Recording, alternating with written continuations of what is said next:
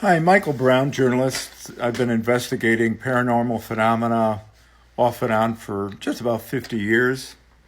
And I'd like to tell you today about this place called the Frontier House in Lewiston. Don't go there, not unless things have changed.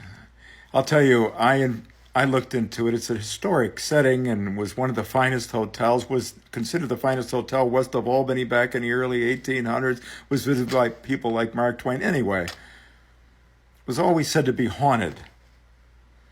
Was it because a workman was buried in a wall when he fell? Because Masons used the place and kidnapped one of their own members? They supposedly did rituals? I don't know. But there were all these restaurants there, and none of them seemed to make it. There were all these fires. There was fine dining. There was even a McDonald's that couldn't make it. But anyway, I went there in 1976 with a number of other people.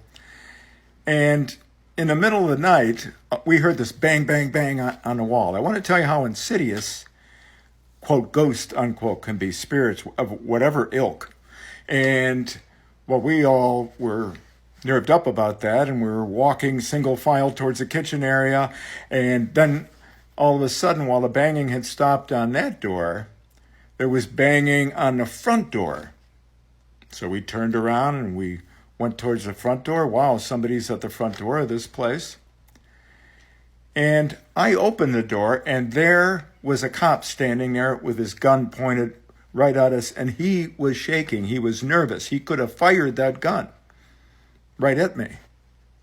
That's how insidious these things can be, because my cousin who was with us, his wife had stayed outside. She was in a car in front of the hotel, the old hotel, and she saw the cop coming with his gun drawn and tried to beep the horn to warn us.